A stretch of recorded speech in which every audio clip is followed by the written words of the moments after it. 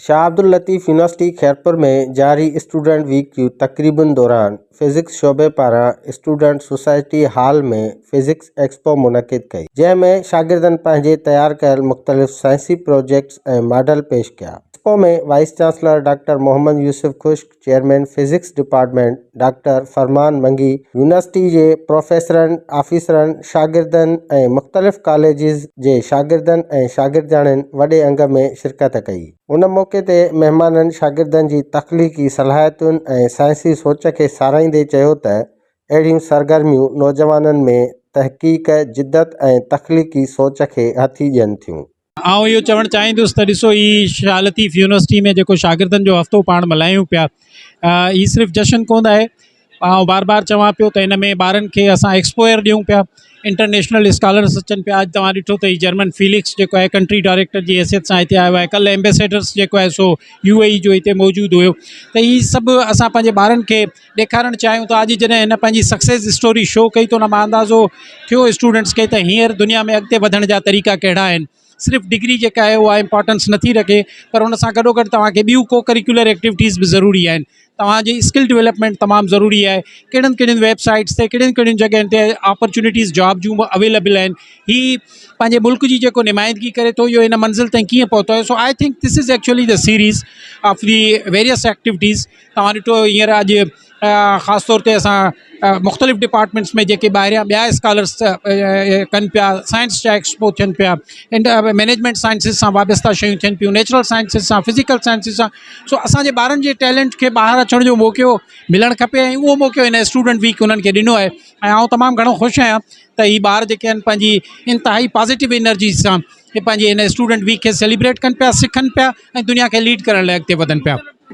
ॾिसो, corporate sector में या इंडस्ट्रीज़ सां लिंकेजिस प्रोजेक्ट आहिनि। मसलन हिते तव्हां स्पेशल माण्हुनि सां वाबस्ता प्रोजेक्ट ॾिठा, इलेक्ट्रिसिटी सां वाबस्ता प्रोजेक्ट ॾिठा, आर्टिफिशियल इंटेलिजेंस में अॻिते क़दम खणी असांजा यूनिवर्सिटी जा स्टूडेंट जेके आहिनि पंहिंजा प्रोजेक्ट रिसर्च जा ठाहिनि पिया। त ही न सिर्फ़ु ही प्रोजेक्ट, बल्कि इन प्रोजेक्ट्स खे ॾिसण खां पोइ नवां सवाल उथनि था। नवां सवाल जेके आहिनि नवां प्रोजेक्ट्स खे जनमु ॾींदा, नयुनि सोचुनि खे जनमु ॾींदा। आउं त ही सम्झां थो त शाह लतीफ़ यूनिवर्सिटी जे स्टूडेंट्स जो टैलेंट ॾिसी असांखे महसूसु थिए थो त ही सिर्फ़ु धरती जे हिन ॻोल्हे खे लीड करण लाइ न, पर धरती सां वाबस्ता जेके ॿिया प्लैनेट्स आहिनि उन्हनि ताईं पहुचण जे लाइ हिते सवाल हींअर उथनि पिया। सो असां बिलीव करियूं था त भई ॿारनि खे मौक़ा मिलणु खपनि। जे यूनिवर्सिटीज़ जो बुनियादी कमी इहो आहे त हू प्लेटफॉर्म जी सूरत में ॿारनि जी ज़हनी ग्रूमिंग ऐं उन्हनि खे सवाल उथारण जी जेका ताक़त आहे, उनखे हल करण जी जेका ताक़त आहे, उहा फ़राहम करे। असल मक़सदु एजुकेशन जो इहो आहे त जेके सोसाइटी में प्रॉब्लम्स थियनि था, त शागिर्दनि जेके डिग्री कनि था असां वटि, माना बैचलर कनि था, त उन्हनि जी एजुकेशन मां सोसाइटी खे फ़ाइदो थिए। सोसाइटी में जेके प्रॉब्लम्स आहिनि उन जो सॉल्यूशन उहो ॻोल्हिनि। त इहा ई जेका असांजो माना जेको मक़सदु हो, हिन ते फोकस कंदे असां स्टूडेंट्स खे डिफरेंट प्रोजेक्ट्स असाइन कंदा आहियूं फाइनल ईयर जे स्टूडेंट खे। पर हिन एक्सपो में पार्ट 1, 2, 3 ऐं 4 जे सभिनी स्टूडेंट्स पार्टिसिपेट कयो आहे। ऐं जेको आहे तव्हां ॾिसंदो त माना मुख़्तलिफ़ प्रोजेक्ट्स आहिनि। तव्हां जेको आहे हिन में IT सां, AI सां ऐं जेको आहे साइंस एंड टेक्नोलॉजी सां रिलेटेड खोड़ सारा प्रोजेक्ट्स आहिनि जेके उन्हनि छोकिरनि पंहिंजा जेके हुते इंट्रोड्यूस कया आहिनि। हाणे रिसेंटली मां तव्हांखे हिकिड़ो ॿुधायां त honourable vice chancellor professor doctor Mohammad Yusuf Khush sahab जन हिकिड़ो MOU साइन कयो आहे इकोनॉमिक ज़ोन सां, जेके हुते इंडस्ट्रीज़ कमु कनि पियूं। हाणे उनजो इहो मक़सदु इहो आहे त VC साहब जन जो मक़सदु इहो आहे त जीअं असांजी जेका यूनिवर्सिटी आहे उनखे असां इंडस्ट्री सां लिंक कयूं, त जेके बि जेकॾहिं इन सां इंडस्ट्री सां लिंक कंदासीं त उन में खोड़ सारियूं जेके अपॉर्चुनिटीज़ पैदा थी वियूं, जॉब फेयर पैदा थी वियूं। जीअं शागिर्द जीअं असांजी यूनिवर्सिटी खां निकिरे त उनखे जेको आहे जल्द अज़ जल्द जेको आहे पंहिंजी सुठी का अपॉर्चुनिटी मिली वञे ऐं उते वञी जेको आहे पंहिंजो जेके ज़हानत आहे उहा उते वञी जेको आहे उनजी माना उनखे इस्तेमालु करे। हाँ असां जो प्रोजेक्ट ठाहियो आहे smart air purifier and air indicator. हाँ जो असांजो मतिलबु आहे प्रोजेक्ट जो, जीअं असांजे में एयर में पॉल्यूशन थी वेंदी आहे, गदलान थी वेंदी आहे। ॾिसो 2024 में असांजे लाहौर शहर में, पाकिस्तान जे लाहौर शहर में एयर पॉल्यूशन वधी वई हुई, जंहिंमें हुकूमत इलाही कोशिशि कई इनखे कंट्रोल करण लाइ। उन ई केसिस मां असां हिकिड़ो आइडिया खयूं, जंहिंमां असां इहो सोचियो त छो न असां अहिड़ो प्रोजेक्ट ठाहियूं जंहिंमां एयर खे असां प्यूरीफाई कयूं, माना उन मां पॉल्यूशन ख़तमु कयूं। त असां हिकिड़ो मिनी प्रोजेक्ट ठाहियो। हाणे में असां इन में हिकिड़ो सेंसर यूज़ कयो आहे, हिकिड़ो असांजो प्यूरीफायर ई जेको आहे असांजो फैन आहे जेको माना एयर खे एब्ज़ॉर्ब कंदो ऐं उन मां जेके इम्प्योरिटीज़ हूंदियूं उन मां उनखे जज़ब कंदो ऐं असांखे हिकिड़ी क्लीन एयर माना प्रोवाइड कंदो। अर्थ प्लैनेट ते मुख़्तलिफ़ कम ऑपरेट करण जे लाइ मुख़्तलिफ़ एनर्जी जो यूज़ कंदा आहियूं। अर्थ प्लैनेट जो जेको वॾे में वॾो यूनिट आहे एनर्जी खे यूज़ करण जो, उहा सोलर एनर्जी जेका असांखे सिज मां एनर्जी मिले थी। सिज हिकिड़े सेकंड में एतिरी एनर्जी प्रोड्यूस करे थो त उहा 25,000 सालनि ताईं अगरि अर्थ प्लैनेट यूज़ करे त उहा ख़तमु न थींदी।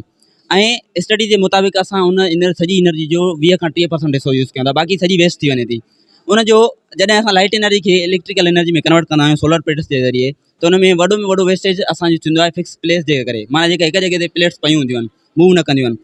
पोइ उनखे नज़र में रखी करे असां हीउ हिकिड़ो प्रोजेक्ट ठातोसीं, ऑटोमेटिक सोलर ट्रैकिंग प्रोजेक्ट। यानी जंहिं तरफ़ सिज हूंदो उन तरफ़ ई सोलर ऑटोमेटिक ट्रैक थी वेंदी, उन तरफ़ ऑटोमेटिक जेको आहे मूव करे वेंदी।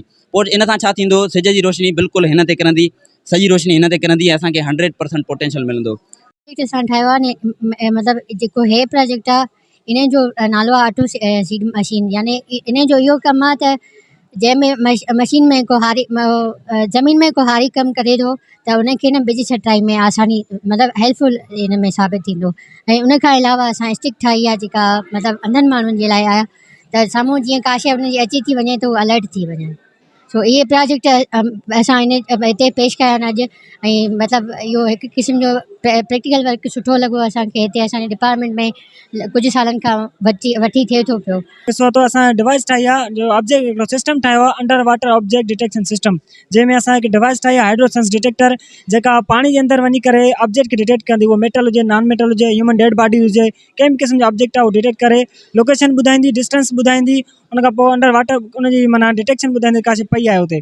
हे असांखे सोसाइटी लाइ बेनिफिशियल आहे त अंडर वाटर को जीअं लाश न लभंदो आहे, माना रेस्क्यू वारा कमु कंदा आहिनि, डेड बॉडीज़ को हादसो थींदो आहे, कार वग़ैरह अंदरि हली वेंदा आहिनि माना दरिया में, कैनाल में, या कंहिं अदर कंट्रीज़ जी नेवल फोर्स ईंदी आहे समुंड ज़रिए अटैक करणी आहे त उनखे बि डिटेक्ट करे असांखे टाइम ॿुधाईंदो, डिस्टेंस माना ॿुधाईंदो हेतिरे पंधि उहा शइ मौजूदु आहे। कैमरामैन ताहिर अहमद सां गॾु सैफुल्ला पुटरो, मेहरान टीवी, खैरपुर।